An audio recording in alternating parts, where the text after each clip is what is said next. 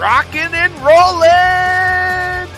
RaceGuru Thunder Hour. Sorry, I had a buddy just sent me a text. It was about a bet, so I kind of got looked at it, and I forgot we were jamming out to the music, so my apologies, Sean. But hey, welcome to the RaceGuru Thunder Hour. I may have lost the bet, but it was the best $100 I spent. I lost it to a good buddy, so I'm good with it. We are the RaceGuru Thunder Hour, brought to you by FantasyGuru.com and the Elite Plus Network. As always, the man, the myth, the legend, who is usually behind the curtain in all sorts of Fantasy Guru podcasts and streams. That would be Sean Engel. You can find on X at SeanE247. And that's the four-letter word for Sean, S-E-A-N. You bet. And I am here today, I would say normally, but hey, Sean and Mark have had to cover for me multiple times. I can't lie. The football season has already been a drain and a grind, but I love football. I do love racing. Struggling with my love for NASCAR right now. We'll touch on that a little bit, but it's hard to say no to either one of these things. And Sean, frankly, I love talking NASCAR with you anyway. So if people want to tune in and listen, sign me up. Let's rock and roll, bro. Oh, yeah. We are going to have a lot to rock and roll about today because this is a very big week to rock and roll about NASCAR talk. That is for sure.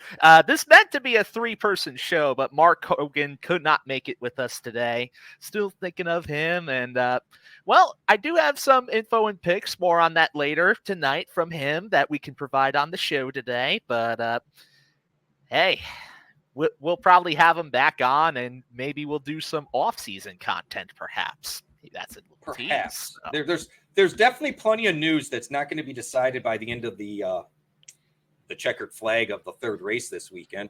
I mean, we'll have this week will be some interesting news coming out. We'll touch on that, but that really could have huge implications for next year. But there's still a lot of unknowns and things to take a look at. So, Sean, there won't be short of topics to discuss this offseason, I don't think. And a friendly reminder, NASCAR's offseason is all of like 2 months. You 10 could weeks? say, yeah, 2 months, maybe even 2 months and a week or two, depending on if you count the Clash or not. So, right. So, well, let's dig in. As always, hey, head over to Fantasy. If you enjoy what you're hearing today and you like the picks and you want more content, you want access to the articles and the sheets and all those things we throw out there, head over to FantasyGuru.com, click the subscribe button, take a look, see what options there are for you. There's the MVP all-in package. The price did go back to the regular pricing if you missed out on the sweet price of $40 for the year. I believe we're back to $200 for the year, but that is 12 months. That covers all sports, not baseball, not football. For DFS, and I believe betting too. Is that correct, Sean? No. I believe it is for definitely the DFS, and I think for some of the sports it includes the betting too. I think it does too. I think the only thing it doesn't include the DFS or betting is football and baseball. And hey, when you got someone like Jeff Mans and Ray Flowers and the team that backs them up, like Tyler, Russ, and Armando on the football side, and there's a few over there on the baseball side with Patio Joe and Chris Rose, and I think Scott Bonder chimes in, and definitely Rob Povia. MLB Bottles got some picks, but when you got guys like that, hey, there's a lot of money that was made on those two sports over there, and so we got a little premium package for that stuff. But hey, if you didn't see the Boo promo for Halloween, we had a promo, $100 off betting or DFS package of your choice, and the NFL. All-in, and the and NFL. That's right, and I think $100 off the all-in VIP package, if I remember correctly. I think you get $100 off. You know what? Reach out to support at fantasyguru.com. Tell them we sent you. Ask nicely. Tell them what you're looking for. Explain your situation, and I promise you they will hook you up with the best package that fits your needs. Truly, 100%. And you know what? Winners win, and they'll help you win too. So that's our motto. And hey, we want everybody's money back at the beginning of the year to start with. We've continued to pocket some money here and there, but you know, we paid for the all-in or the all-in package here with the racing early on in the season. So still one of my favorite betting hits of the year right there. Suarez winning Atlanta, 45-1. Well, my favorite's the Raja call because I was so angry about the odds, and a couple of people took advantage of the 80-1, and then I doubled down when it was 16-1. I can't lie, Sean. That's my favorite one. Although I'm with you on Suarez. Between those two bets, or three, depending on how you want to look at it, Those will go down in history, in my opinion, because quite frankly, we talked about both those bets on this show well ahead of qualifying. In fact, we were pushing Suarez at 35-1. You brought it up initially at 35-1, I believe. And it went 45-1. We're like, double down. This doesn't make sense. I mean, you and I were angry at the odds for Daniel Suarez. They didn't make any sense. At Atlanta when he was really good at the track. And you know what's crazy is we've been very close on a few other really crazy bets during this year too. I think I think about Ryan Sieg when he barely lost to Sam Mayer, or even during the Chicago Street Course when I was recommending Joey Hand, and then at one point he looked like he was about to sneak off with the win, and I remember he was like close to 100-1 odds that week to win. I can't remember which race it was, but I remember being a little salty, and the dude, one of our members, messaged me and said, "Bro, you had us in a sweat with 5 laps to go with a guy that was 40-1. What are you worried about?" And I'm like, that's a good angle to look at, because when you have a bet at 40-1, it's a long shot. That's not. Yeah. And we were right there in the hunt for the checkered flag with just a handful of laps to go. But look, we've had races where we've damn near called the entire top 5 and things of that nature, but we're going to get some wrong too.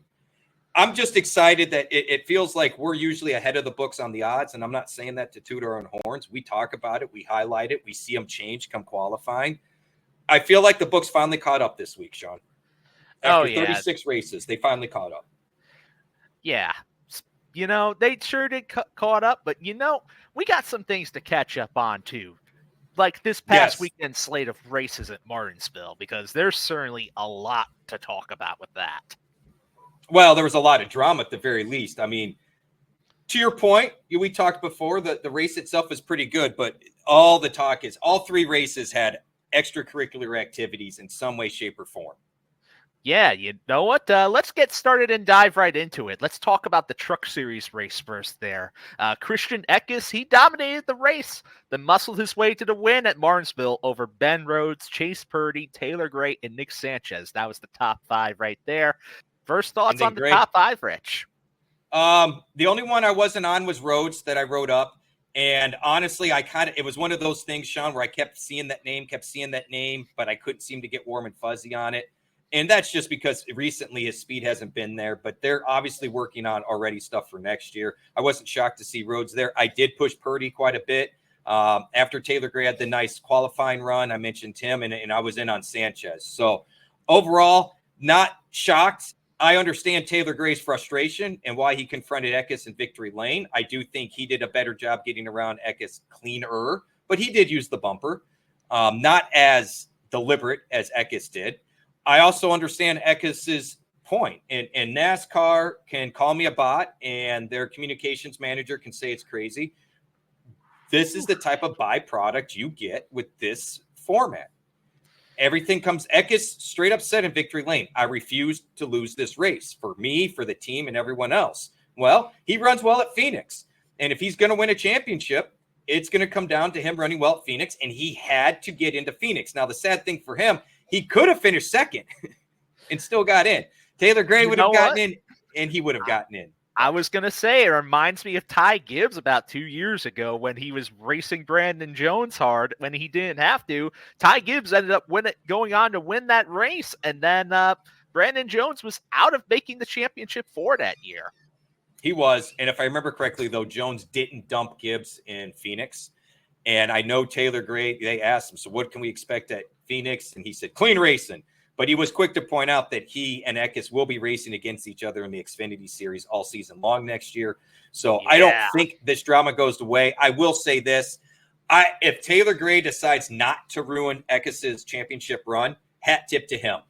I would understand enough frustration for him to find a way to bury Eckes into the wall somewhere or make life miserable for him. But the vibe I got, even in the heat of the moment when he was mad, was, oh, this ain't going to die, but I'm not going to be a factor for the championship next weekend. And honestly, maybe he's a believer in karma, because I would argue if karma's a thing, Eckes won't win the championship next week. But we'll see. I have a theory on who might, to be honest with you there, Sean.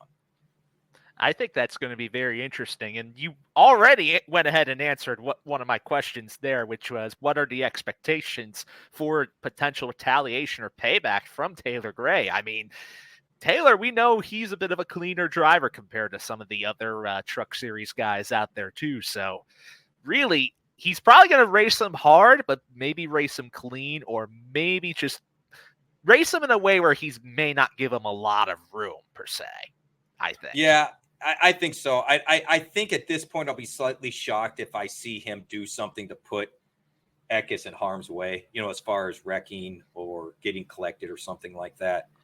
I do think he'll be tough to pass. I do think he'll race them very hard. I do think, if they're entering corners, he's going to be on that left rear, making things difficult. I do think, though, that this is, we love rivalries in NASCAR. I'm more interested to see how that evolves next year for the Xfinity Series. They're both going to be rookies. We may see some beating and banging at the back of the field or in the middle of the pack as they kind of get up to speed. Both these guys are talented, going to good teams, so they could be up front early as well. Oh, yeah, and I'm also sure that last year's Truck Series championship race still looms large in the minds of this field, too. With how and NASCAR officials. I mean, the whole Hocevar-Heim thing definitely, put a poo-poo on, in my opinion, the race itself.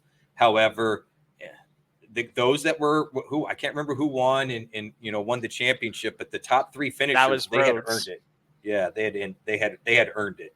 So, yeah, Rhodes was the champion last year over Enfinger, and Enfinger tried making a last-ditch effort on the final corner, but just couldn't get to him. Could make that. No, that was a heck of an effort by Enfinger. That was fun to watch, if I remember correctly. And honestly, if Heim hadn't lost his cool with Hocevar, the way the cautions worked out, he may have been okay. But he lost his cool with Hocevar, damaged that front end, and it just never was the same. He lost all that speed. True, 100%. Well, let's continue on with the race here and keep going through our notes real quick, Rich. So, sounds good. Top place differential plays of the week here. Speaking of Grant Enfinger, he was the top position earner this past weekend in the trucks. He earned 24 positions, going from 33rd to 9th. Then gaining 15 positions was two drivers, Tyler Ankrum, who started 23rd and finished 8th, and then Connor Zilic, the young driver. He started 27th, finished 12th, and then gaining 13 positions was another young driver there, Corey Day. Started 31st and finished 18th. While the worst ones are... Go ahead. Let me give you a quick shout out to Kenobi. He had suggested day, threw it out there. It was kind of off day. I was on Zilic. I can't lie. I looked at Ankrum long and hard, Sean, and I couldn't do it because he's burned me so much. But anyway, worst place differential plays. What you got? So Caden Honeycutt lost the most, losing 24. He started 9th, went all the way back to 33rd, followed by Landon Lewis, who was in his debut there for the Truck Series under some circumstances where he was substituting for another driver there, in this case, Johnny Sauter. He started 14th and then finished in 35th position, and then losing 20 positions was Raja Caruth, who started 11th and then fell all the way back to 31st, Rich. Which he was running top 5 for a good chunk of that race. He got over aggressive on a restart, jumped the curb, and I think he did damage to the front end because he had lost a lot of speed. They had the whole flat tire thing, and then he just straight up got wrecked, I should say. He didn't get wrecked. He wrecked the truck anyhow. Stage winners, Christian Eckes, and then race winner, Christian Eckes. Hey, he had the most dominant truck all day. That's partly why he said he was refusing to lose. He did lead 187 of the, 200 laps. 200 laps. So, I mean, he flat dominated this event. Yeah, it was the Christian Eckes show through and through. Yep. Which we see at Martinsville a little bit. Moving on to the Xfinity Series. Oh, no, we got some of these I skipped. Sorry here. Some finishers to call out. Lane Riggs did have a decent one in 6th. Corey Heim came home 7th. Ankrum, like you mentioned, 8th. Grant Enfinger moved up to 9th. Stuart Friesen was in the top 5 for a good chunk of the race. Nice run by them, finishing 10th. William Salwich, the young man, he finished 14th, had a decent little run there. Bailey Curry had a nice run, finishing 16th. Wallace Allen, nice 23rd place finish. Spencer Boyd, they're showing a little bit more speed there, Sean. Yeah, he gained a couple of positions too. Not enough to make the top list, but definitely decent run there for Spencer Boyd. Well, and he's one of the cheapest. So, I mean, in all fairness, even if he only gained 2 positions for his cost to be inside the top 25, he's well worth the money. Oh yeah, I think he gained about 7 positions, I think. So was it that many? I thought he started like 25th or 26th, but he was somewhere. He was inside 30th, but was near the rear of the 20s. And yeah, look, this is a guy that we were just hoping would start 36th and finish 30th, earlier this year. So what this is, I'd have to go back and look, but over the last month, 6 weeks, I want to say he's had at least a half to 3/4 of his races right around a 25th place finish or better. So. Yeah, he's just hitting that floor pretty good right there. Well, they did that crew chief change that you and I talked about. I mean, and he's just a guy that's not exciting, but he's going to get what the equipment gives him, and he stays out of trouble. That's why he's always been such a favorite of mine to punt with. Moving on to the Xfinity Series, another dominated race by a JGR car. Sean, you're going to have to cover me on all of this because I was unable to watch the event. We had niece's birthday party.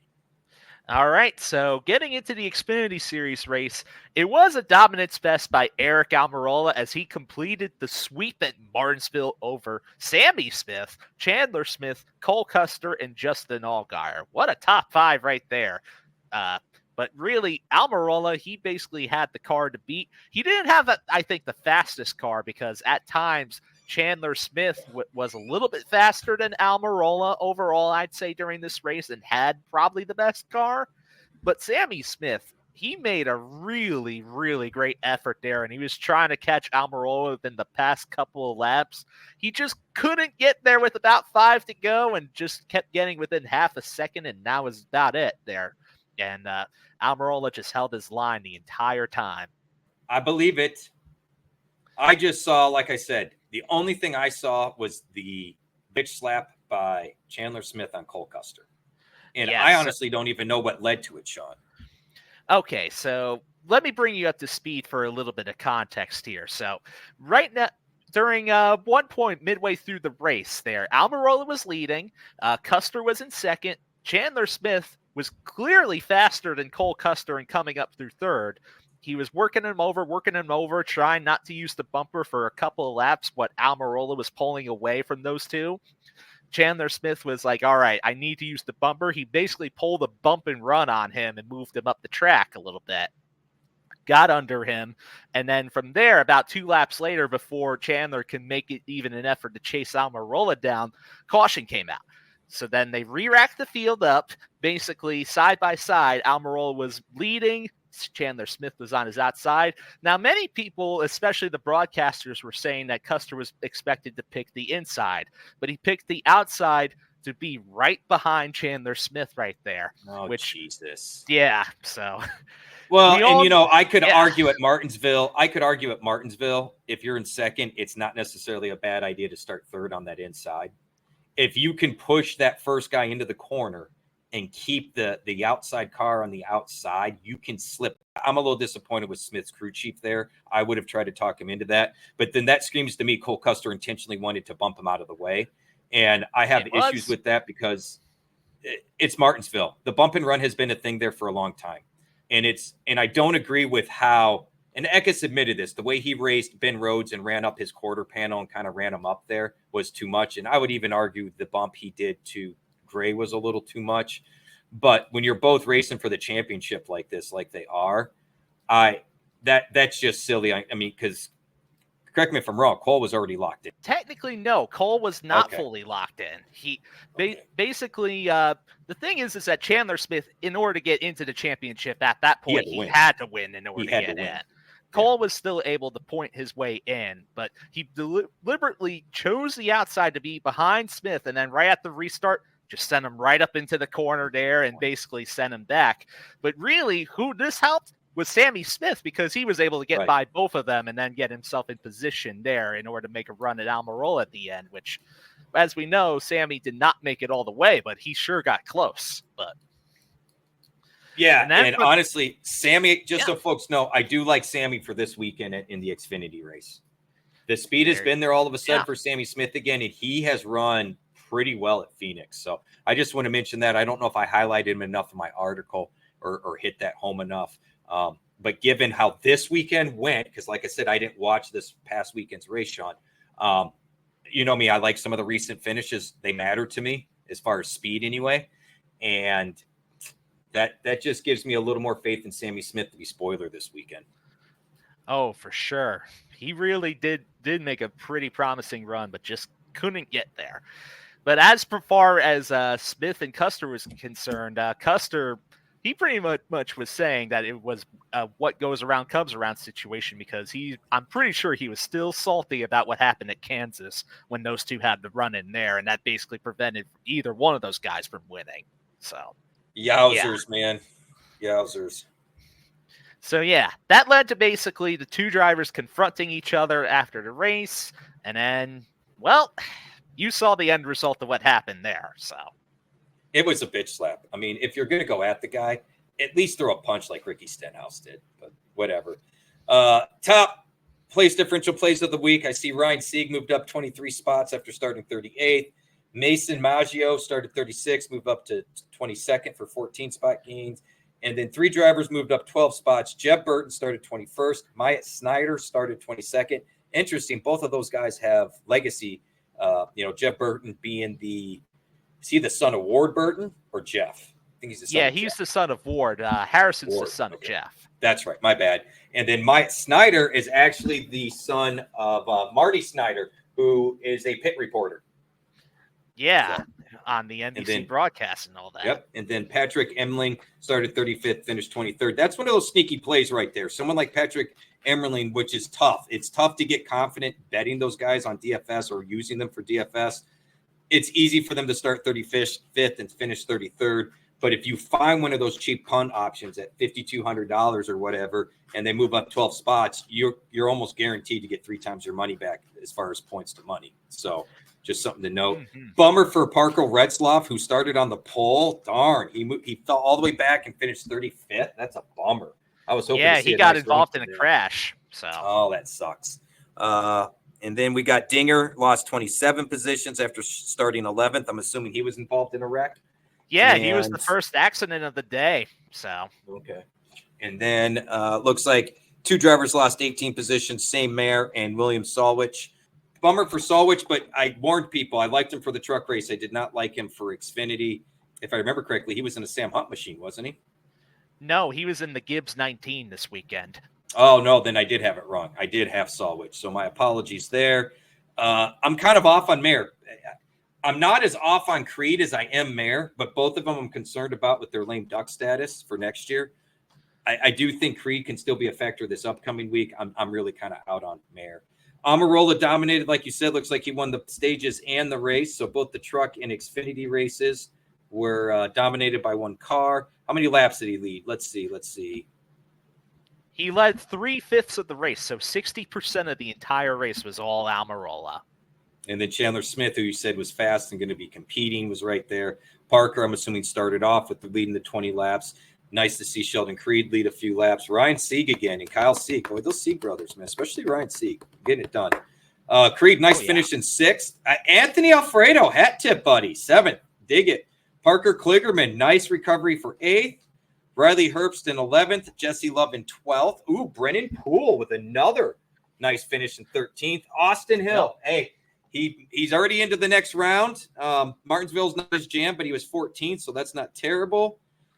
Brandon Jones, he's so hard to use because he just burns you so much, even though he can run well at so many tracks. Bummer about Bubba Pollard in 31st. I think that might have been some of the equipment, though. Actually, I think that was because he got involved in an accident and had damage at one point and then just fell too far back in order to make it up there. I do want to also give some brief shout-outs also to Ryan Ellis in 18th and Blaine Perkins in 19th as well. Two really cheap values that ended up scoring some top 20s this week, too. Good deal. I can dig. Rocco did not score a top 20, but he thinks he did. So he was sleeping, and now he's decided to be a dickhead. Well, what was your thought of the Xfinity race overall? Because I did not see it, Sean. Quick synopsis as far as good, bad, the ugly. I thought the Xfinity race overall was about as standard as you can expect. There was quite a bit of racing and a lot of comers and goers overall, but at the front, it was just the Almirola show for the most part. Except early on, it was like once Almirola got there, he took over the race. But for the first little while there, it was Parker Retzlaff and then Chandler Smith mainly dominating the early portion, and then Almirola just took over from there. So, in other words, it wasn't a stink fest, but it wasn't great. Is that what you're telling me? Yeah, there was a lot of action mid-pack going back and forth, but at the front, it was just not only the same few drivers just trying to catch each other, and then the passes were kind of here and there. It was an okay race. Not a terrible race, but not an amazing race either, I'd say. Well, my dog's not being amazing either. He's being a bit of it. All right, well, let's talk about the Cup race. I watched about half the Cup race because of football. You said it didn't fully suck? Hit me with it, man. Yeah, because remember how we basically groaned about all the short track races this year pretty much. About how terrible it was. Terrible. But this one was different because NASCAR tried a different tire compound, and I'll be damned, it actually did kind of work this weekend because we did see some action and we saw some passing here and there. Drivers were able to get to each other. They were able to do the bump and run, move each other out of the way if need be too. And we actually saw comers and goers, and tires actually mattered within this race. So NASCAR made a step in the right direction with this. I can't lie. As I turned on and watched the end of it, I had forgotten how bad the Martinsville races had been.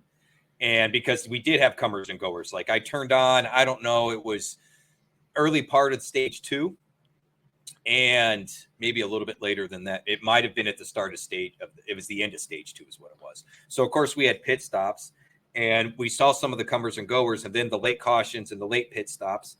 And, guys putting on tires, and you could see what a difference the fresh tires were. Ryan Blaney was coming up through the field. That was kind of fun to watch. I mean, really the racing there at the end with Chase Elliott, Kyle Larson, Ryan Blaney, Austin Cindric, who had a nice run. It was an enjoyable end of the race for the most part. I didn't hate the Bubba Wallace and the 1 in the 3 kind of giving Byron space. I really didn't. I feel like Byron got put in a box when they all came and got tires and he didn't, which played into some of the battling that was going on. I don't know that he really could have based on where that last 2 cautions came out. But that was the drama.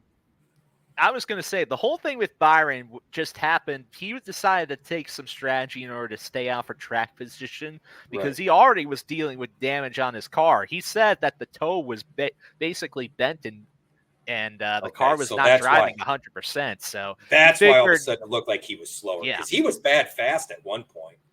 Yeah, he got damage about midway through the race, and that from there the car was just never the same. It was still not terrible, but it wasn't like amazing at towards the beginning of the race. So he figured that was his best chance in order to maintain positions. And him just being out there on older tires was clearly, he was just holding on for dear life at that point. Well, and Larson was in a similar boat. I mean, I think it was 20 laps to go. It looked like Larson was going to be in, and may have been 30 laps. And, his tires, and he started falling back. And Bell was just kind of mired back there in traffic and holding on. And then, meanwhile, Blaney just coming through the field. Both him and Cindric were just kind of moving up. Cindric quietly. Hat tip to Blaney and the 12 team. They had to get a win to advance. They did. And they did it in pretty solid fashion. I mean, at the end of the race, went up there. He took that drive from that last restart with 90 to go, pretty much, and just drove all the way up from 10th all the way to the lead. Right there with about 14 to go. He got by Elliott there. Him and Elliott were on a similar tire strategy, but Blaney just had the better car on the longer run. So the final championship spot came down then between Bell and Byron. The drama is people are complaining the 1 in 3 didn't go around Byron when they clearly probably could have. and that Bubba Wallace let Bell have the spot. Here's my thing, though, Sean. One, I remember when we used to race back to the yellow flag. How common was that leader would let their teammate or their manufacturer partner get around them to get a lap back? How is that any different? If we're going to gripe that they're not driving at 100%, then how come we sit here and talk about why it's acceptable to run half throttle at Daytona and Talladega? Well, it's helping them to give them the best chance to win. Okay. And then let me ask you this. Name me another sport where non-playoff drivers have any impact on or non-playoff competitors have any impact on the playoff competitors. There isn't any. So I get the suspensions, and we'll get to that, the penalties from NASCAR. I think it's much to do about nothing. I do think it's a byproduct of this system. Those Chevy team members know how much money was on the line for that Chevy in front of them. So I don't blame them for helping out a fellow, extended teammate, if you will, when what difference was it going to make to them? And dead serious. I mean, people can get mad, but say Chase or Chastain and Dillon moved up to one spot. Well, what did they get out of it? Well, pretty much what happens is that Chevrolet is completely shut out of the championship race fully, because then Bell would get in. Right. So if I'm a Chevy driver, do I really want to know that my manufacturer that's helping support me and help make my team fast is out of the championship? Me personally, I'm not 100% on board, because I do want to see the drivers just go for it and just race. But I get where the orders come from. I just don't 100% agree with the fact that the matter is that they were just blocking the other drivers like that deliberately. I agree with you to that, but my point is there's no incentive for them not to. If you're saying the incentive is you don't want to break the rule, I'm already saying the rule's pretty bullshit. But if that's your only incentive is you're going to break the rule, then how much incentive is it? Because breaking that 100,000, look, Chevy probably pocketed more money by making it to that final that they can afford to pay those $100,000 fines. Oh, I'm sure. I am definitely very sure about that, because it was either going to be Hendrick and Chevy would be completely shut out of the championship four, which that would be a total complete first for them, or basically it was going to be Gibbs versus Penske final four there too. Right. And again, it's a byproduct of the system. Denny Hamlin didn't blame Austin Dillon doing what he did at Richmond. Even said so far he may have done the same. And I'm tired of... It's just the way the system works. It just compels teams and drivers in order to make moves like this, because this is how it is. And, Phil Parsons, did you watch the truck race at all? I caught a little bit of it. I remember we talked on off air about this too. Yeah. What you were bringing up there. So Phil Parsons, basically, Michael Waltrip was like, well, I mean, this is how they race now. This is the new style of racing. This is what it is. And, just haven't got used to it yet, or something to that effect. And Stefan, that's his son, Phil Parsons, turned around and said, I can't get used to it. I don't know if I ever will. And that's kind of where I'm at. And the byproduct of this style of format is, pushing people out of the way, doing these things you wouldn't do, blocking.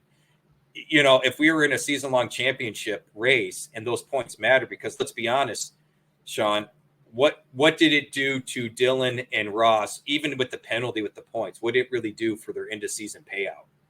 They're so far down in the standings at this point from when they got knocked out. Doesn't matter. It's just like, why did Joey Logano turn Matt Kenseth at Kansas?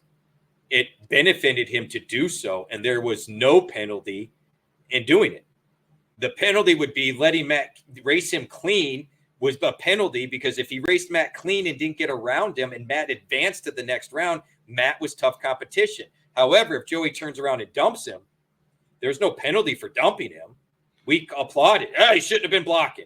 You did everything you had to do. And now it's one less competitor you have to deal with. And now that's what bothered me so much with the Richmond thing. Now that same guy's crying foul about it, and he's got no room to talk. And I go back to, and I'm a little tired of the Dave Moody's and NASCAR management and everybody else going, it's not a byproduct of the system. I mean, Denny Hamlin went like, this format's getting hammered online, and the head of communications for NASCAR goes, yeah, but it's just bots. Well, I reached out to the head of communications at NASCAR and welcomed him to come on to this podcast, and he can discuss with us on why apparently our logic or thought process is bot-like. Now, we won't get a response, and I know he's just talking out the side of his mouth, but F him.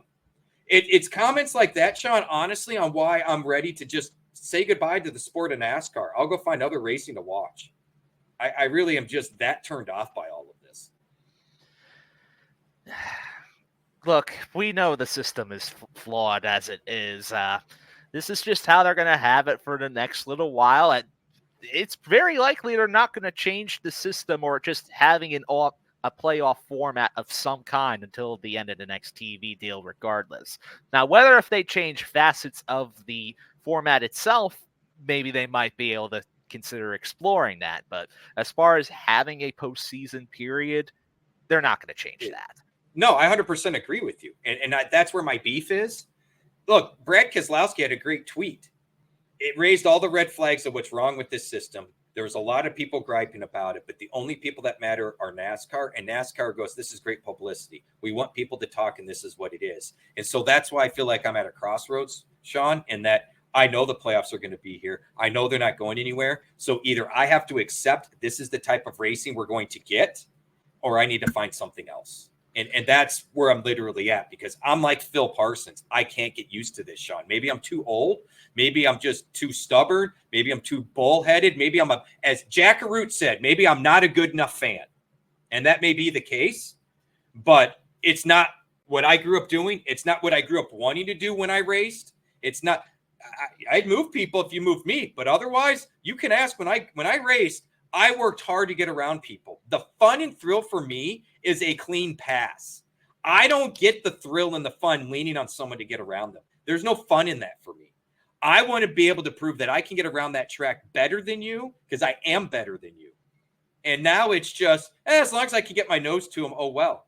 And I'm not okay with it. And I don't, to your point, the playoffs, the postseason stuff's going to be here. What could they possibly do to get rid of this type of extracurricular activity? Because I guarantee you they had no problem with Taylor Gray being mad and confronting Eckes in victory lane. I guarantee you they have no problem with the whole, even though they fined Chandler Smith with the bitch slap on Cole Custer. And as much as they dog Austin Dillon, you and I talked about this. When we go to Richmond again, we're going to see highlights of that race and wreck. When we go back here to Phoenix, we're going to see the slap and the Taylor Gray confrontation. They're going to use it to sell. They've loved this stuff. And that's fine, but I don't like the byproduct it gives us for a product on the track.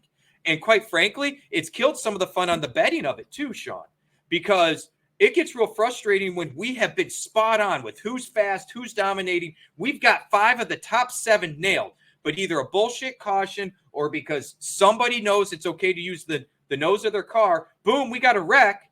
And now all that stuff's for naught because it's the system. I'm struggling here, bro. I can't do it anymore, man.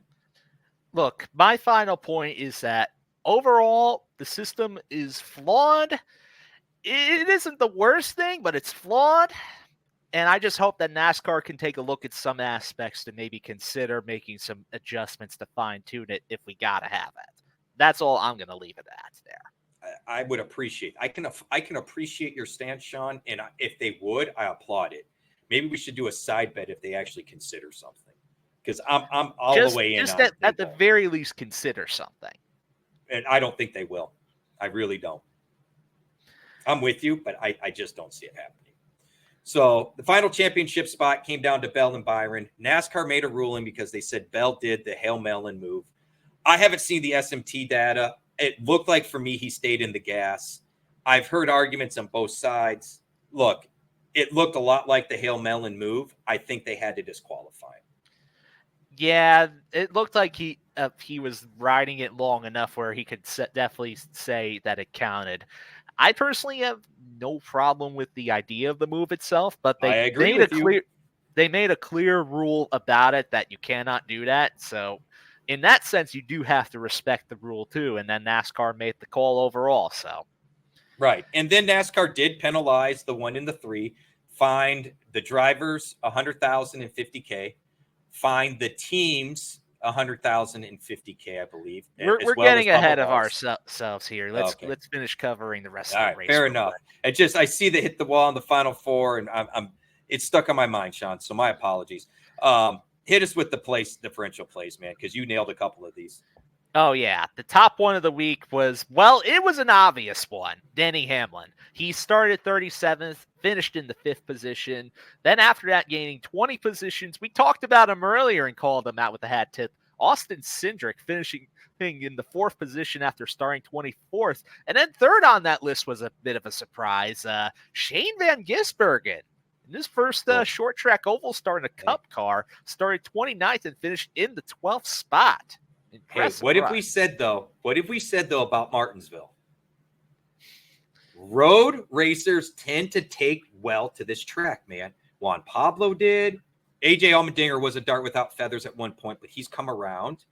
Trying to think of some of the other road racers. Well, even Robbie Gordon back in the day used to run fairly well here. We've seen Sheldon Creed. Marcus Ambrose had a decent run or two. Marcus, too. That's a great call out. All the guys we typically look to for road racing tend to do well at Martinsville, man. So it was probably a good idea to start SVG in that spot. And hey, little foreshadowing to next year, maybe?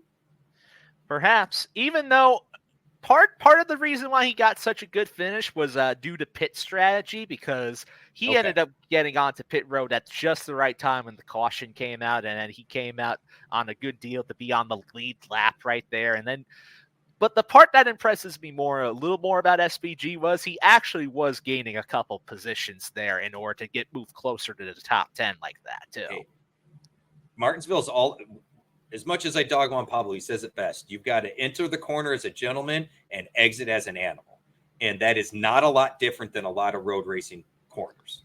You know what I mean? So, hey, all I'm saying, Sean, next year, Martinsville spring race, maybe we throw a little dart throw on SVG, at least for a top 10 or something.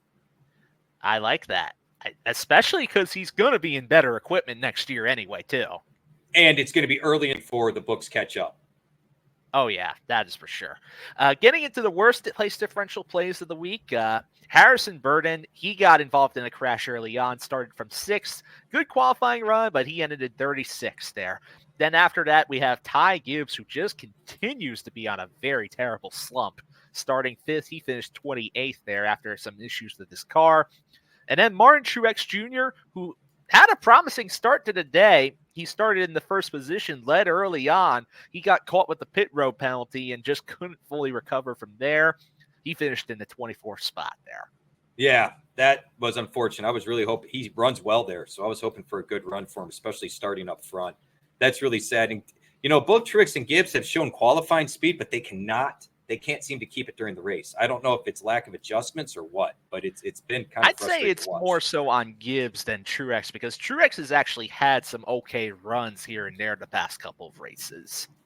But I'm just saying, it seems like they've been faster at times, and then like a couple of weeks ago, he was near the front. They had to do a late pit stop, and then he just got stuck. Couldn't go anywhere. It's just weird. Stage winners, Chase Elliott was your first one. And shout out to Brad Keselowski, who won stage 2. And he also led the most laps, Sean. Yeah, Brad had a really surprisingly great car throughout the middle of this race. He made just the right adjustments. And then he pretty much dominated all across the 2nd stage and even the first half of the 3rd stage until the caution came out. And then he got relegated back a little bit. And although he made up some of that ground, he just couldn't get it all the way back up there. And, hat tip to Bubba for leading the lap at Martinsville. I know it was only 6 laps, but I can't lie. I took a little notice to that, man.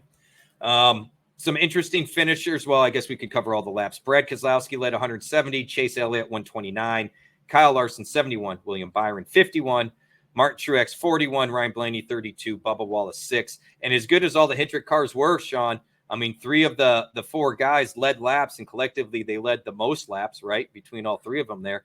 They did not get the finishes I was hoping for. I was kind of all in on HMS, and that burned me a bit. So my apologies to all that followed suit. Well, to be fair, though, Hendrick themselves, finish-wise, did not do that terribly, though. 3 of the 4 drivers ended up 6th or better. And then the last driver, Alex Bowman, he ended up finishing in the 13th position overall there. So not terrible either over there. But if you want to give a shout-out to one particular team that really did great, Team Penske. They won with Blaney. Cindric with the top 5 run, and then Joey Logano snuck into the top 10 right there at the end as well. So all 3 Penske cars in the top 10. And hey, RCR is continuing to look better. Austin Dillon with the 7th place finish. Hat tip to him and the RCR team. Ross Chastain in 8th. Brad ended up 9th. He had a better car than that. Joey 10th, as you mentioned. Noah Gragson, nice little run there in 11th. Way to go there, Gragson. Bowman 13th, as you mentioned. Ryan Preece in 14th. Briscoe in 15th. Barry in 16th. Talk about team consistency. Wow. Yeah. I mean, 11, 14, 15, 16. Daniel Hemrick, 17th. Nice. I thought Bubba was going to end up better. I know he had some challenge there at the end, but I thought he looked better throughout earlier in the race than when I was watching. Eric Jones, 19th. Stenhouse, 20th. Not great. Bell, we mentioned, was back in 22nd. Let me give a shout out to Kaz Gralla on 27th. I know, we don't talk about him much, but for a punt option, I don't know where he started, Sean, but that would have been a decent little punt option. He started in the 30s, so he definitely gained a couple of spots there. Nice. John Hunter Nemechek continuing to flutter. Tyler Reddick got into trouble. He ended up 34th. And both Haley and Coy LaJoy, the driver swaps has not been working out. But I will say, I think this whole thing with Haley is much to be determined until we get Rodney Childers over there on the 7 car. I just want to say this, but Tyler Reddick, I mean, I've said it all throughout this round of the playoffs that Martinsville is the track that he's not going to do well at. He certainly stayed true to that, although really he had problems with this car. Really, the reason why he went out of the race was the brakes went out and they caught a fire when he went to the garage. So, which, if you lose brakes at any oval, this is the worst one. Like, I can't describe this enough. You will be all out on corner exit, and literally somewhere just beyond halfway on the front and back stretch, you are on your brakes getting into the corner.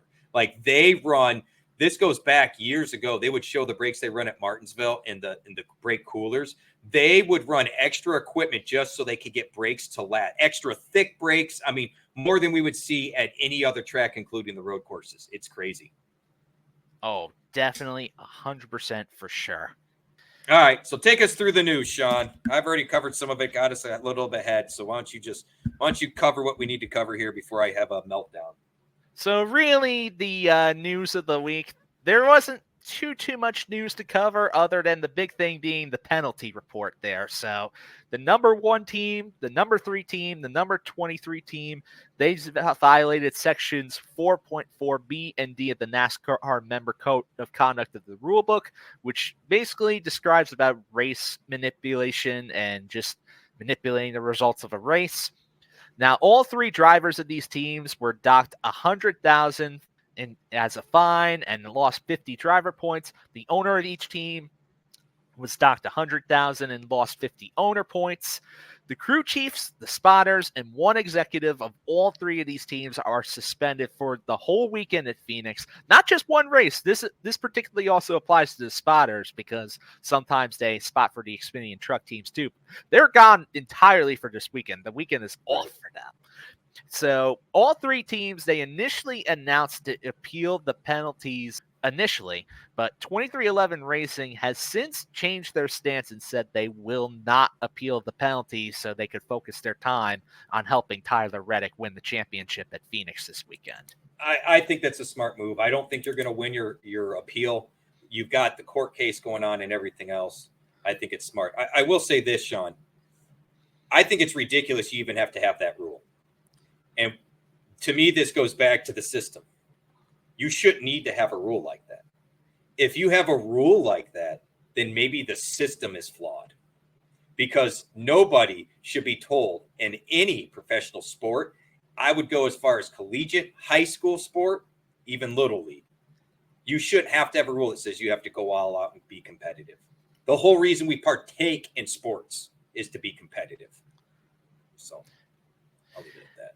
Yeah, but even so, if the race manipulation is deliberate enough and just egregious enough where it kind of just puts a damper on the race, though, in my eyes, I don't think that really helps anything. But how is that different than what we do at Daytona and Talladega? That basically, you could say that's drafting, that's that style of racing. It fits that. Whereas here, But if you're actively running half throttle and actively not trying to pass anybody, even though you know you can, how is that different than this? They're trying to save fuel when they're at the super speedways with this. Here, I get it, but why is that? Why is that? Because there's no need to run everywhere else. I'm saying the way the rule states, it's the 100% rule and the manipulation. And if you're saying, well, it's because they want to save fuel, well, isn't that race manipulation too? Because you can't do that anywhere else. You can only do that because of the drafting in the packs. And it only works if everybody does it. But if everybody does, you just sit there and do nothing. And I would say it is a detriment to the racing. How many times have we said at the super speedways, it's boring conveyor belt until the end? Oh, yeah. I agree with that part in which it is a detriment towards the overall racing product there. But I do understand that they're just trying to basically get towards a certain point, and it's kind of like an unspoken agreement, I guess, of sorts. But right. But really, though, my whole thing is more like, say, back during Daytona when Harrison Burton was winning the race, and then Parker Retzlaff did not push Kyle Busch there. That sort of thing, in my opinion, where the manufacturers were trying to get it and were like, Retzlaff, why didn't you push Kyle there? Well, that's a really good point, Sean. So we castorized the guy for not pushing another Chevy, right? Everybody did. Chevy, RCR, the garage. How many people came to Retzlaff's defense? Mark Martin was one. Other than him, who came to his defenses? Nobody. The garage area, everyone else, that's not how you race. That's not how you race. Now you got a Chevy team blocking to help out a fellow Chevy driver. You can't do that. I'm sorry. Pick a lane, people. Like, this is where I'm struggling. Like, I don't want to even have these discussions, Sean. We should be talking about a good finish, not talking about who's racing not. Are we saving fuel and only running half throttle? I mean, think about the discussions we're having for a professional sport and competition. Or even in Talladega when Chevrolet and Hendrick were telling Kyle Larson not to push Brad Keselowski to the perfect there. Perfect.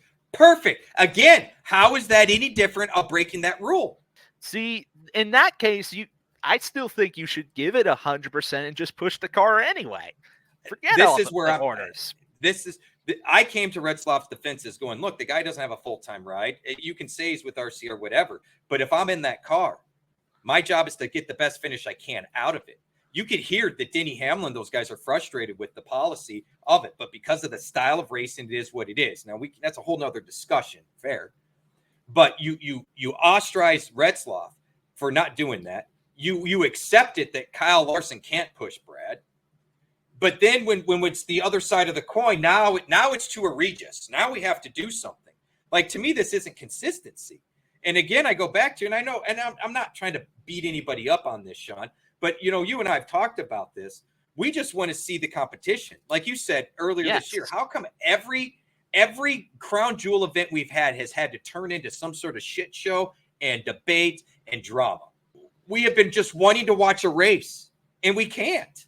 Exactly. I just want to see the drivers just go at it. Team orders be damned. Just go for it. I'm with you. But it's funny how we blame someone for not following an unwritten rule, and then we blame someone for violating a rule because, while it kind of falls in line with what's always been acceptable for an unwritten rule, it's just maddening, Sean.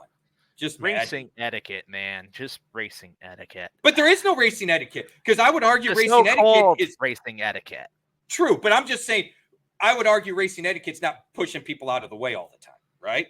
And we kind of accept that to a degree. Apparently what Dylan did was too much. Where that line is, nobody can actually tell me, but there's a difference there. And that's what I'm saying. Like, this is craziness, Sean. I don't know another way to put it. Just whatever. I'm sorry. I'm done. All right, let's just quickly mention the other penalties here, because there was more than just that too. Even though that's big, because that takes the crew chiefs out of the occasion and the spotters, which I would argue is a big. I was going to say, I don't know how you feel, but I feel like that's a bigger deal than people realize. Those spotters and drivers, it's like the offensive coordinator that calls plays on the quarterback. There's a certain chemistry there. You understand. They know when to say something, when not to say something. They know when you're frustrated, what to do, what to help. And now you got to throw somebody new in there for the last race of the year. which these guys aren't in the championship hunt. But that I will say this: if this doesn't deter teams from doing that shit again, Sean, I don't know what will. It's really because NASCAR race control isn't enforcing it like Formula One does with that kind of thing. Oh my God. I don't even, dude, we don't want to go down that road, to your point. So getting into the other quick penalties there, Kyle Busch, he lost a tire during the Cup race there. So it was brand new. It had stickers on it, man. Yeah. The Jackman and the front tire changer are suspended 2 races. So this so they're suspended this race and Daytona next year. No, the Clash, actually. This race is the Clash. Okay, I didn't know since it was exhibition. Thank God they're in an exhibition race. I was like, you're going to tell me these guys are going to be suspended for Daytona now? And then, as we mentioned there, Chandler Smith, he got fined for what he did in his confrontation with Cole Custer. And then Ty Majeski also got fined during this past week because he failed a media obligation. I just want to point something out to folks because you didn't mention this. It was $10,000 for Chandler Smith in the mid-level series for physical confrontation hitting a guy, okay? Ty Majeski ignored the media and in the truck series, the bottom level series, and got fined $12,500. I don't know, man. If you're going to talk about sending mixed messages, I don't think I want to release 2 fines out the same day for where the one physical confrontation gets less of a fine for a guy in a lower level series for not talking to the media. Yeah, and the whole thing with Ty Majeski there was he just didn't show up to championship media day for the filming with that. Just because, well, he was off doing something else, but I could get into more detail off air about that. Was he driving? Was he in another race? No, it didn't even have anything to do with racing. I'll tell you off air about that one. All right. But yeah, because we got to get to the rest of the show here. So yep, let's go. Let's ride. Let's get into the preview for this week's race here. Let's talk ourselves about Phoenix. So we got ourselves the championship venue. We got Phoenix. It's the last race of the year for all 3 series. Cup is using the short track rules package. Each race, 4 going at it for the championship. We got short track racing. We raced at Phoenix earlier in the year. Well, we got ourselves. Is it short track? Is it short track really though, Sean? It uses the same rules package as the short tracks. All right, fair enough. So that's why I don't find it exactly the same. So really, that's kind of what I was curious because I don't consider it a short track. I know they call it a short track, but because it is a 1 mile track basically. Right. So it kind of just falls into that by association, but whatever. So basically, this is another race where there's going to be a higher than average lap count. You want to make sure you lock into those dominators, but for DFS purposes, you want to get yourself as much of those championship contenders as possible because they're going to be bringing their A game. They're going to be bringing their best equipment. And we notice that almost every single championship race, the championship favorites are there right towards the front, competing for the win, leading laps most of the time. You got to get them into your lineups overall, while rounding out the rest of your lineups with some picks where you can get some place differential where you can find it, or have drivers that maintain some solid finishes. Wouldn't you agree, Rich? Sean, it's almost like you read the article I haven't sent you yet. 100% in agreement with you, bro. And just as a disclaimer, I have not seen Rich's article. So. No, he really hasn't. I have it saved on Word. When we finish the pod here, it is literally the next thing I do because then I'm shutting it down for the night. I took off today to just kind of get a breather. And no, that you hit the nail on the head, Sean. I literally said, look, it's a shorter track. We got a lot of laps. So we got to hit dominators. It's going to be more difficult in the Cup, and we can talk about that later. It's not uncommon in the truck and Xfinity to have just 1 or 2 drivers kind of be the dominators, but you're going to want the championship ones in there. They're going to be the ones that are going to be tough to beat. I mean, quite frankly, I think Enfinger and Eckes and Heim are really where it's at in the truck series as an example. Heim almost more just because of what he's done all year, and I know what he's capable of. He's kind of flickered out a little bit, but I tell you what, Enfinger and Eckes, look out, tomorrow. And you're going to need some place. We're going to have a balance because there is enough place differential where drivers are moving up 10, 12, 15 spots, Sean, where even if you lead 50 or 60 laps, which honestly in the Cup Series, Sean, the laps led has been kind of spread out. It's been 4, 5, 6 drivers to get in that 50 to 60 lap range. It's not like we see at Martinsville where one driver is leading 250 of the 500 laps, for example. 100%, which is why I'd say if you're coming up with a lineup, you may want to maybe stick 2 or even 3 potential dominators if you can. 100%. 100. I said that in the article too. For Cup, you're going to want to try to take your shot at 2 or 3 of them because some may not. In fact, of the lap leaders in the spring race, Sean, only 2 of them finished in the top 5. The other 2, one was in the top 10 and one was just outside the top 10, to your point. But guess what? Those 12 to 15 bonus points, they're still significant. You know, unless it was the top 5 drivers that got those 10, 12, 15 bonus points for moving up, drivers that finished back in the 15 through the 20 spot, Sean, they weren't moving up 20 spots. You know, like we often see. That's what was really weird to me. You were seeing drivers that moved up, say, 15th-ish to maybe 18th, 20th, moved up into that top 10, even the top 5. But drivers that started in the 20s, not many of them even got into the 15th place range. Meanwhile, those that started in the top 5, guess where some of them fell to? Top 10, top 15 type stuff. Just something interesting I found. So... And just even then, if you're in a tournament lineup, that could still pay out very, very well for you. And it's a good way to be different, too. 100%. And I think that's what it's going to take, to be honest with you. I'm curious to see. I know Mark sent you a pick, so I'm kind of curious to see what he did. But, well, let's get in. Should we get into some of our picks? Well, before that, let's go through the list of part-timers and notables in all 3 series this week. How about you start us off with the trucks here, Rich? Trucks? You got it. William Sawwich is back in the number 1. Nathan Bird back in the 02. Brent Moffitt. Look, I'd like to be more in on Moffitt. I don't like the teams he's with right now. He's in the number 4. Sean, I don't know off the top of my head if number 4 is Spire. I'd have to go back and look. No, it isn't. It's actually a newer team. You weren't on the show last week when we covered this, but that's the team that Brett Holmes was on, Hittori or whatever it is that bought the old Brett Holmes Racing. It's Hedinger Racing. Yeah. Hedinger. Thank you. So new. It's kind of like Infinger. New. Give it some time. Moffitt's a good driver, but he's not there yet. Andre Perez de Lara in the 04. I'll have to do some digging for you guys there. Connor Mozak is back in the 7 Spire truck. That's a name to watch. Keith McGee in the 22. Frankie Muniz, he's back in number 27. Stephen Parsons taking the number 44, which that would be Nice.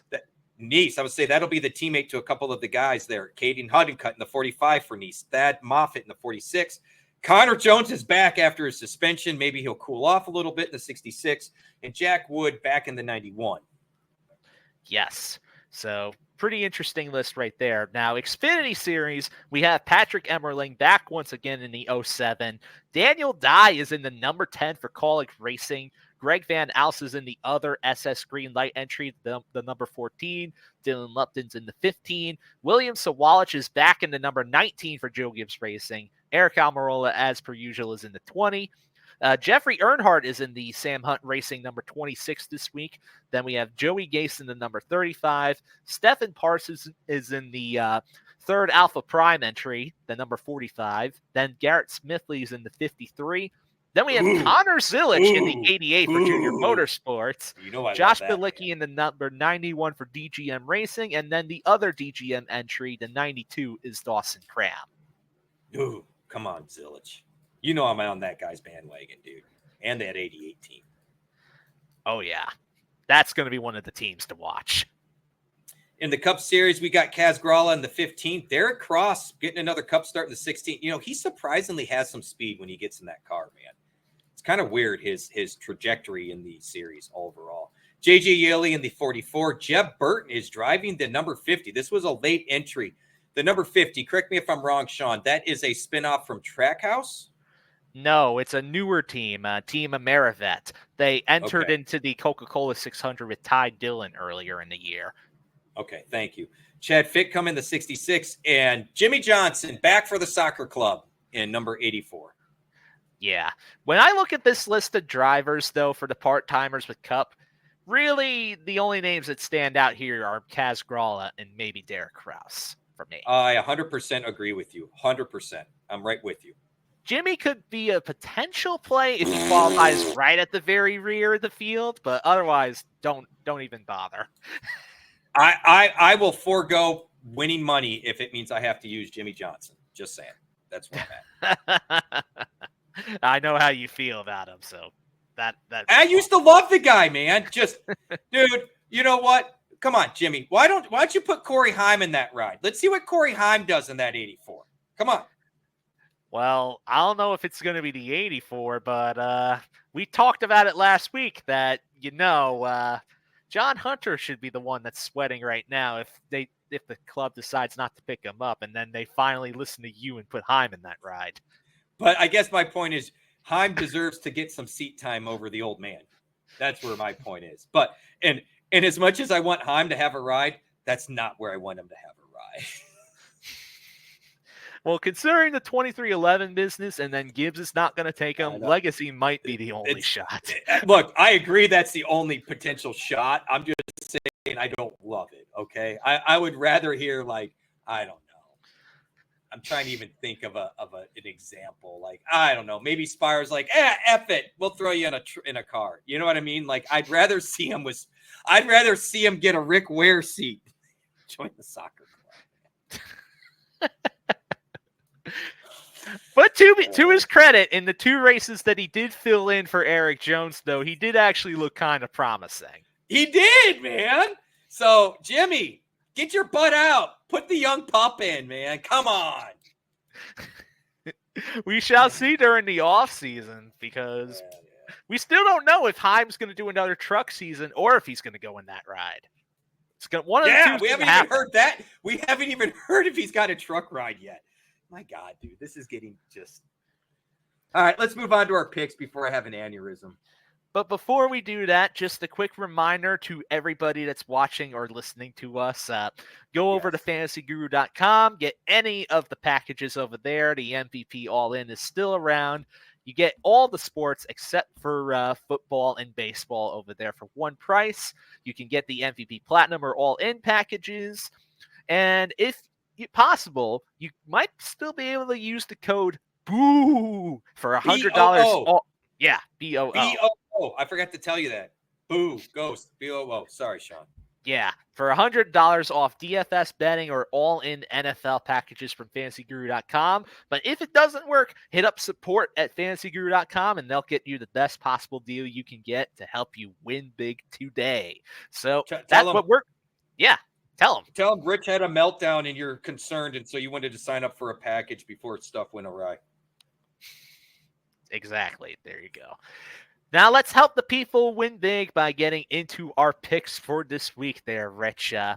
So I'm going to start off over here with my top price drivers. I've got Ryan Blaney, Christopher Bell, and Ross Chastain overall. I really like all three of these drivers. Historically, they're statistically really good at this track.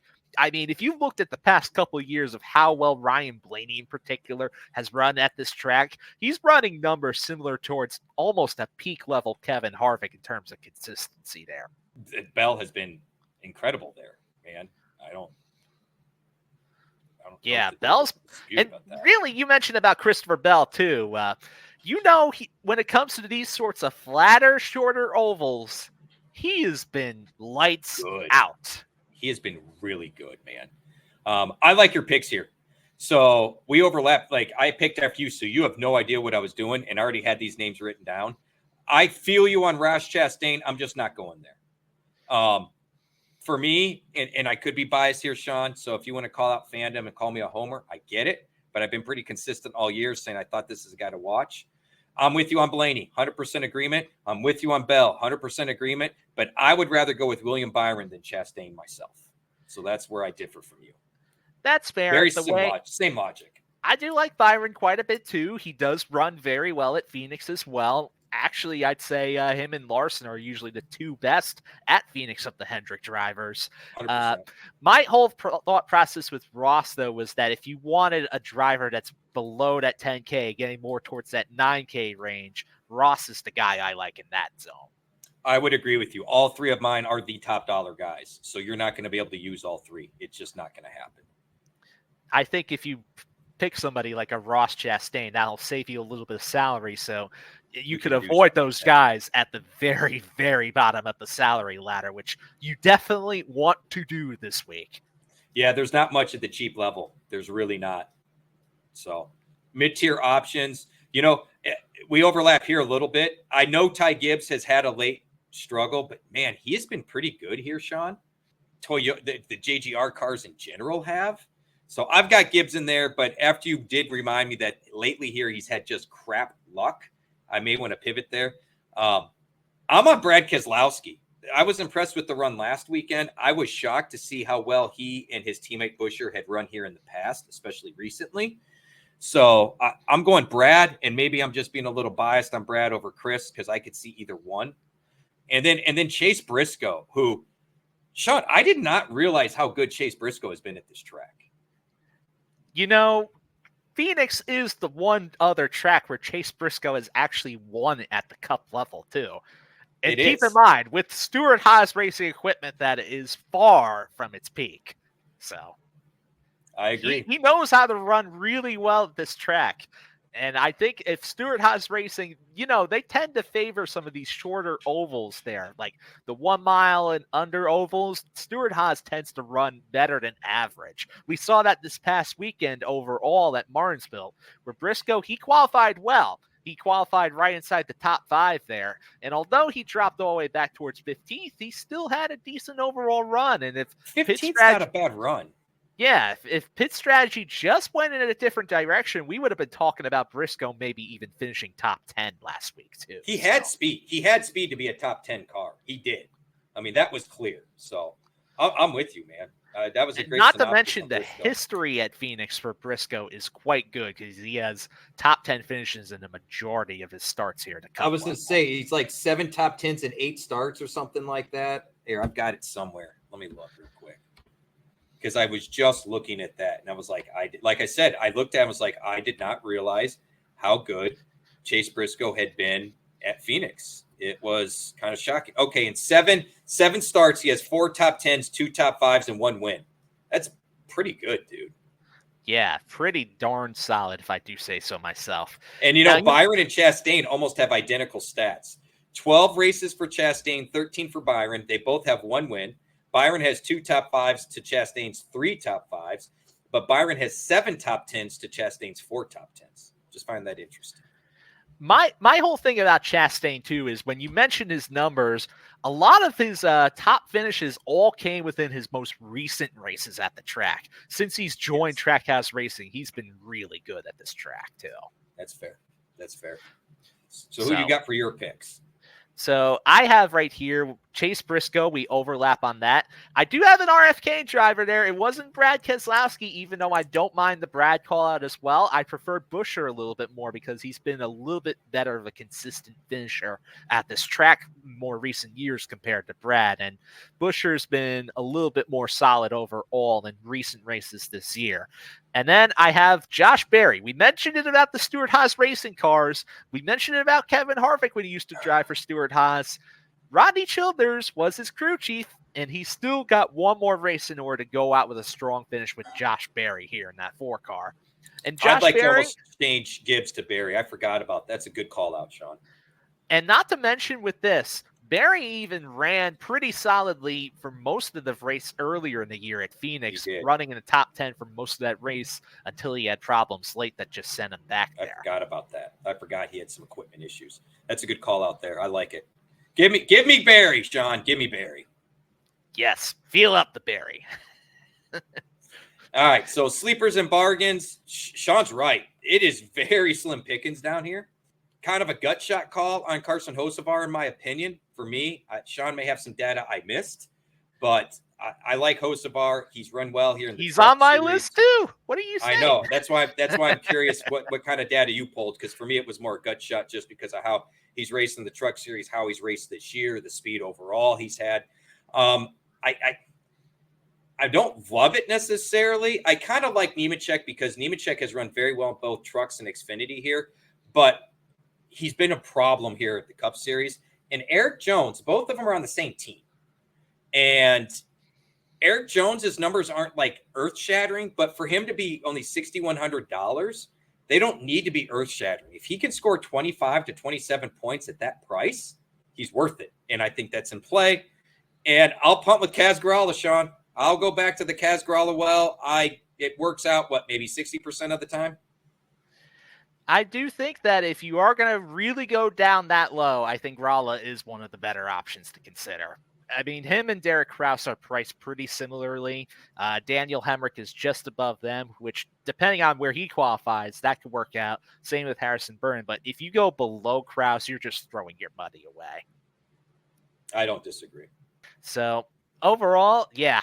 You mentioned about Carson Hocevar. He has 2 top 20 finishes and 2 starts at Phoenix in the Cup level, and he finished 15th earlier in the year at Phoenix with Spire Motorsports equipment.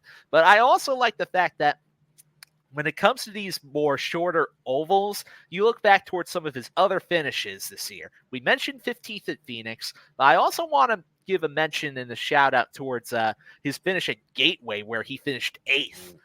Another similar track there. And then there's also New Hampshire, where he started 20th and finished 17th. So he's a top 20 machine when it comes to this style of racing. And that's not really something I can say with a lot of these entries over here. That's completely fair. I knew you'd have some data for me. So who else you got here, man? We're both on most of ours. So that's probably the best cheap bargain you're going to get, folks. Yeah. I also do have an eye on Michael McDowell. He's going to be a little bit qualifying dependent, but he's actually scored some solid finishes within his past few trips to Phoenix overall, because when you look back even towards the last 3 races at Phoenix, 13th or better every time, with 2 top 10 finishes in his last 2 appearances at Phoenix so far. So really, if McDowell, he qualifies, say, around mid-pack or so, if he qualifies even around like 20th or so, that's a driver that I really have my eye on, especially just because the equipment is going to be a little bit better. And the other thing is to mention, too, Front Row Motorsports. They have that tech alliance with Team Penske, and you know how good Team Penske is at this track. Yes. I forgot about that alliance, but you're spot on about that. And do me a favor, talk me into your third guy, because it was one of those names that I kept going by, but I couldn't really find anything to hook me. And I would love to replace Eric Jones or Kaz Grala with this guy. Well, Zane Smith, he is my sub 6K pick on DraftKings. If you need a guy that's cheap but can also deliver you results, well, even though Zane's best finish is 29th in 2 starts, he does have 1 finish with positive place differential. Really, it just is how much that Zane has turned a leaf over in the last couple of races. This is a little bit more of a momentum call, just because you look back towards, say, I'm looking here within like the past 8 races, he's only had 1 finish worse than 21st, and that's on a variety of different track types. And he tends to really not qualify always the best when it comes to these shorter ovals. So with that in mind, and considering that Spire equipment is definitely a little bit better than a lot of those other drivers below 6K, I would love to take my chances with Zane Smith. I mean, I thought about Justin Haley as well, because he's priced very similarly. Yeah, but he's been struggling lately, man. Yeah, that's my reason for why I prefer Zane over Haley at the moment. But also just because the fact of the matter is that Zane's just been more consistent. He has. I can dig it. Both him and Hocevar, I feel like, they've impressed me, because both of them jumped up from trucks, right? And yeah, maybe that is the better path these days, because they definitely seem to have adjusted to these cars faster than Ty Gibbs has, who spent time in Xfinity. Trying to think of the other Xfinity driver that came up that's been kind of struggling a little bit. It'll come up. But, I mean, we've seen this the last couple of years. John Hunter Nemechek, there's another one. He came up through Xfinity. And both those guys were dominant at the Xfinity level. And both of them have, I mean, Gibbs, we're finally starting to see it. But, we're now into the end of year 2 full-time, plus all the part-time he did prior to. John Hunter's been here before, So hat tip to both Zane Smith and Carson Hocevar. I've been kind of impressed in that regard. Oh, yeah. And not to mention Zane with his impressive turnaround. He's even starting to pass some drivers and points there, too. Like, I Right. think he's, I'm looking back towards the point standings here. He's 29th in points currently and just passed Daniel Hemrick and Eric Jones this past Yeah. race. See right there. Give me Zane Smith over Eric Jones. Boom. Book it. All right. I changed my list. There you go. All right. Let's Now, get into our bets, man. What do you think? Or no, we have to do our, oh, yeah. It's bets then Core 4. yeah, our betting winners for Core 4. So I've got for my betting winners, I've got Ryan Blaney at plus 400, Christopher Bell at plus 500, William Byron at plus 600, and then Joey Logano at plus 650. With my long shot being Chase Briscoe at plus 3,500. I'm 100% with you on the first 4. I forgot to pick a long shot. I'm okay with Briscoe as a long shot. I initially was leaning Ty Gibbs. I'm stuck on that third place finish. Ty Gibbs is 30-1 plus 3,000. So if you want another long shot, and maybe after practice we get an even further long shot given those news, but that would have been my long shot bet would have been Ty Gibbs. You see, the thing is for me is that while I like the speed that he displays in pre-race events, he just has like a bad luck horseshoe or something within the past couple of races because he always seems to be catching some sort of issue or bad luck within like Even when the they past blew 4 their or 5 motor, races. even when they blew their motor, he had like the worst motor blow of all time compared to the other JGR cars.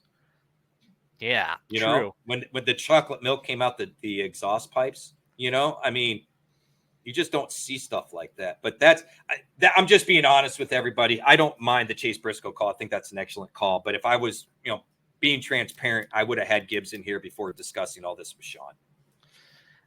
Yeah, truly. Let's get into our DFS Core 4s right here. I'm going to start off with mine. I've got Ryan Blaney at 11,200 on DraftKings and 14,000 on FanDuel. Christopher Bell at 10,300 on DraftKings and 13,000 on FanDuel. Chris Buescher at 8,200 on both DraftKings and FanDuel. And then because I need to have a driver that allows me to get these drivers in, Zane Smith at 5,900 on DraftKings and 3,800 on FanDuel. And my Core 4 is slightly different. I'm also on Blaney, but I'm going Byron over Bell. That's personal preference. You could go either way right there. I'm going Hocevar, and I'm throwing Brad Keselowski in there. And I realize I'm probably going to have to go stupid cheap with Gralla somewhere to make this work. Yeah, probably because you got a bunch of drivers that are kind of up there. But I there's definitely options. I think there are some punt options available, but I do think it's also going to be qualifying dependent because as we saw even from last week's show, like for example, I mentioned Harrison Burton as maybe a potential driver to watch on this very podcast last week. Then he ended up qualifying in 6th at Martinsville, and I knew I just could not trust that. I was like, nope. No longer recommending him. just that quick, right? Yeah, and it's happened with other drivers. I think the week before I felt that way about Daniel Hemrick also qualifying like 15th or something. All right, so just so folks know, if you do use Gralla and that Core 4, you have $7,500 left over, and that puts you in Austin Cindric, Josh Berry sold. There you go. So it can be done. But you can't use Bell, Byron, and Blaney. That's not going to work. So remember when I mentioned that Mark could not make this show with us? Well, he did give us a Core 4 as well. So I'm going to read that off for you here. He also has Ryan Blaney. He also has William Byron. He's got Austin Cindric in here for 7,500 on DraftKings and 6,500 on FanDuel. And then he's rounding it out with Daniel Hemrick for 5,100 on DraftKings and 3,000 on FanDuel. How about that? That's an interesting mix. That is an interesting mix, and we're not that far off. I could do the Hemrick instead of Gralla. I could do that. I personally would go Hemrick over Gralla unless Hemrick qualifies too high in the field, just because the equipment difference is definitely noticeable between the two. Let's see. Let me make sure I can do that. And I can do that. Interesting. Yes, it gets you thinking. Now, before we close out the show, seeing how it's championship weekend, I think it's only fitting that we finally set it in stone, lock it in, and give our championship picks. Who do we think is going to win the title in each series here? So I think for the truck series, I'm leaning towards Corey Heim winning the title. I think it's going to be close between Heim and Eckes. I think they're the two favorites to watch. But I think Heim has just a little bit better setup, I think, for this race. And he dominated a little bit more than Eckes, even going back to last year's race. And I just think that Heim is going to finally go through with the revenge narrative and get the title there. Now, as for Xfinity, I got Cole Custer winning it overall. I do think that he's the best of the four drivers at Phoenix, but I do think, though, that his best competition is going to be Justin Allgaier. I do think it's going to be somewhat close between the two.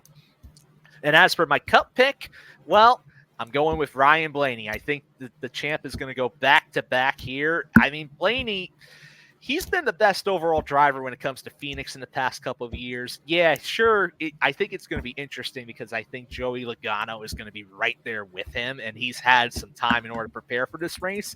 But we saw it last year. Ryan Blaney, he won Martinsville and then went on to win the championship because Penske, they know how to tailor-make their cars for this race. And Blaney, he's just been a little bit faster overall than Joey just almost all year long. So I think he's going to have the edge. That's it from me. I'm locking it in. Lock it in. I tell you what, for the truck race, I'm with you on Heim. I think he's going to be there, but I wanted to change it up because I see who Mark's got here. I'm going Grant Enfinger.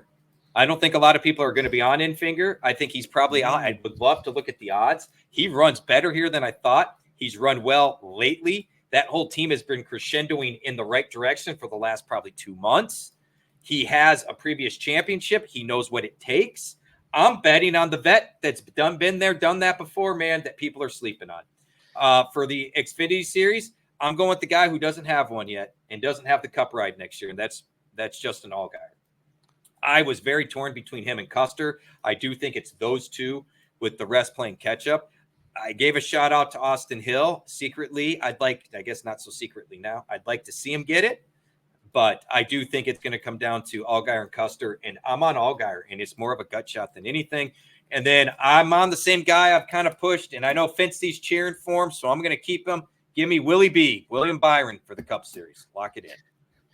And we also have Mark DFS Marlin's championship picks over here as well. So I'll read that off here. For the truck series, he's got Christian Eckes winning it, which, like I said, I think it's going to be between Heim and Eckes for that title.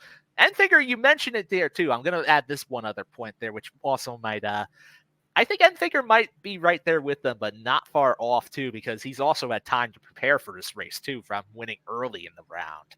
Well, and what impressed me was how well he ran last weekend, because I figured, like you said, they could prepare for this week. They already knew they were in, and they ran well last week, starting 32nd or 24th or whatever the heck it was. Yeah, he went from 33rd all the way to like 9th. So yeah, right. And it was actually up front at one point. Like he was inside the top 5 at one point. So yeah, true. I look, Sean, I think you're right. I think it's between Heim, Eckes, and Enfinger. I really do. And I think Enfinger's the guy kind of being forgotten about, but I'm 100% with you. In fact, people don't know this. I just changed this from Eckes to Enfinger. Eckes was my original pick here, but I wanted to make sure we mentioned Enfinger because I think it's worthwhile to mention him. Yeah. Trucks, I think, was going to be the toughest one for me to predict, to be honest with you. I think that one's going to be the most hotly contested out of the I three. completely agree. While I would argue week to week, trucks, it's a little easier to pinpoint who to trust and who to like. All 3 or 4 of the guys in the playoffs here, because Majeski just hasn't run well here. But all 4 of those guys, they have the equipment. They have the know-how. You could argue that they've roughly been about maybe the best 4 guys this year. I think more than any of the series. I would agree with that statement. Now, continuing on with Mark's championship picks, he has Cole Custer winning Xfinity, and then he agrees with you about Cup, where he thinks Willie B is going to get it. We'll see, man. We'll see. Well, we got anything else, Sean? Or is this it? This is the season finale RaceGuru Thunder Hour, man. Or hour and a half, because, well, we're like at 90 minutes now. My bad, because I'm an ass. We'll blame that on Maletto over here. Well, on behalf of fantasyguru.com, and please go to fantasyguru.com, click the subscribe button, check out all the packages. Use BOO for $100 off on the DFS and betting packages, or feel free to reach out to support@fantasyguru.com. Tell them you want a package, what type of package you're looking for. They'll work with you. They'll figure something out. Sean, any last words before we go racing this weekend and put a button on this show, put a pin in it? All right. Well, thank you all so very much for watching us or listening to us all year long. It's been a lot of fun in order to go forth and talk NASCAR almost each and every week. I mean, covering the stories, covering the picks, covering the strategy, covering the races. It's been a lot of fun, and I've never done something like this where I've had it last all year around in this kind of format. So it's been fun in order to expand on it and try it, and also see some of the feedback that's being offered over at the Fantasy Guru Discord server. So it's been a lot of fun. Hope to do more of it soon. I think we might have some off-season content perhaps in the works too. So that should be fun. Well, there's definitely NASCAR news to talk about. I got to ask you something though, Sean. Is this a little outside your comfort zone? Because you're always the man behind the curtain. It's not like the first time I've ever done broadcasting period where I'm actually on the show, because I used to do stints over in other different sorts of places, even here at Fantasy Guru at times. So it's nothing. Well, you're natural. The reason I was asking, because it's come very naturally to you, Sean. This has been a lot of fun. My personal experience with you was always kind of behind the curtain. So I didn't know, because I know shockingly, I've talked to plenty of people that they don't really like being in front of the camera. They don't like really blasting out there. They don't mind being behind a screen and writing it out. You know what I mean? And I was curious, because if this was outside your comfort zone, I was thoroughly impressed. Not that I'm not impressed that it's not outside your comfort zone, but just the fact of how you've conducted, how you managed it, and the interaction. It would have been quite impressive growth, I would argue, if this was something that was a little more outside your comfort zone, because you make it come naturally and come easy, Sean. So hat tip to you, sir. Well, thank you very much. I mean, it's something I'm still at times getting used to certain aspects of it, because I work so many different facets, being talented and even working the images, the graphics, even on this show at times. And that's for those that don't realize or really take a peek behind the curtain or know some of the stuff that goes on there. That's actually a lot of work and a lot of focus, where my mind has to be put on a lot of different places all at once, and to keep the flow of conversation going and maintain it.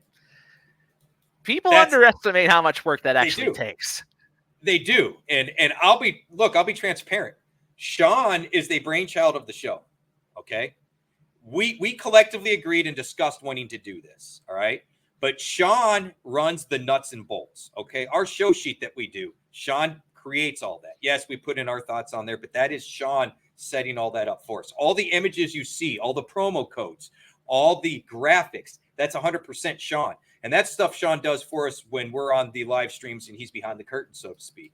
So while I may be the loudmouth guy that people might recognize the name and all that stuff, I want folks to understand, in addition to the fact that Sean puts out some incredible content, and I don't want to take away from that, because his content is bar none top notch. There is a lot that he does behind this that I don't, and he does this for all of our podcasts, all our live streams, that I don't think really gets recognized, right? Jeff will give him a shout out on the podcast, but I don't think people realize all the work Sean does on the backside of that podcast. For example, I got a small little taste of it when he helped the one that Jeff and I did that took forever. I mean, people said, don't worry about the time. And I feel bad I kept mentioning the time, but Jeff gave me damn near 3 hours and Sean was there for all of it. Okay. So hat tip to Sean. Sean, I appreciate you. I appreciate you being the foundation of this podcast, of this stream, whatever you want to call it, the RaceGuru Thunder Hour. Hat tip to Mark, who has had some incredible content, has made me a better player in multiple sports. This has been a lot of fun, man. And I've really enjoyed this. And I've never had an opportunity to talk NASCAR like we have on here with anybody. So thank you so much for all of it, man. Oh, yeah. And you know what? It's a pretty enlightening and interesting experience. And really, I think even talking it out like this, you can learn so much more about it and think about so many different ideas, think about different mindsets, maybe different angles you never thought of it before. And It all just comes out naturally. I agree, man. So, hey, on behalf of Sean Engel, remember, you can find him on X, Sean E. That's Sean. E is in Engel or Edward, but I'll go with Engel. Yeah. 247. You can find me. Don't follow me on X at Fantasy Bosco. I'm being dead serious. Don't follow him X. Caught a lot of blocks this week. I'm okay with it. You can find my other content, though, at fantasyguru.com. Click on the Gurus in the bio page, and all my content is there. You can definitely hit us up in the Discord. I'm doing my best to get over there. Now that NASCAR's kind of wind down, I'll be able to focus a little more on football. Hopefully, I'll have a little bit better attitude because I know I've been a bit of a snooty, grumpy little bastard lately, so my apologies to all. Hey, thanks for tuning in. This is the Race Guru Thunder Hour brought to you by fantasyguru.com, home of the Elite Plus Network. Until next time, peace. Peace.